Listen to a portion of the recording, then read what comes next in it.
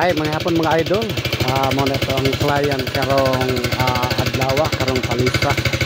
Usa kini ka 8 doors apartment diri sa Barangay Poblacion sa Talibon, Bohol. So mo na ato ang giservisan karon mga idol para sa soil poisoning. Kining 8 doors na apartment. So nag-andar na ato makina na nato ang chemical o diadere ang ato ang kauban sa saka unit way giuna dire yes luyo. Okay, tara.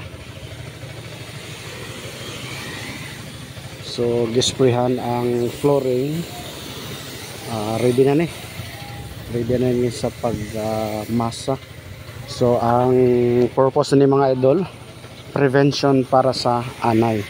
So mo na atong gi-sprayhan kana palibot whole flooring mga idol.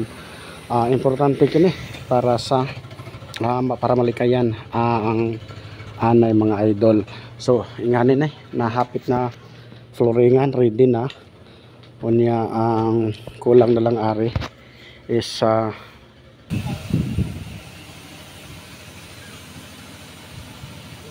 mana siya sa usbon ko mga idol, prevention para sa anay. Sa mga pilosopo unsa pa kuno anayon ning maong balay o building nga puro man concrete. Sa mga para ni sa mga pilosopo no, ang anay dili mo kaon og concrete kundi moagi sa concrete, especially sa asarato o may outlets din adto agi sa outlets nga naman. Ang anay elastic mo agi ining hollow blocks. So naay mga cracks. Elastic siya, meaning to say mura siya guma, unsa kagamay unsa kadako nga buho, cracks mo agi ang anay. Mangita dayon na sila og pagkaon sama sa kahoy, karton, mga cabinets, plywood. Mo na sila prone kay sa anay. Unya ang pinakahadlok mga idol, adto na sila moagi sa electrical outlets, connection sa wirings, adto na sila moagi kasagaran.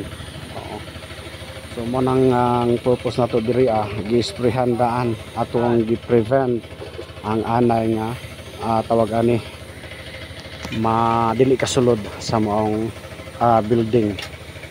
Mo na purpose nato mga idol. Na ikaduha pod, kasagaran mo agi ang anay dito sa edge o dugtungan sa tiles na may mga cracks na labi na mga idol nga dili matarong og butang og grout, anha mo agi ang anay. Mo nang atong ingani mo ni purpose nga mag soil poisoning ta.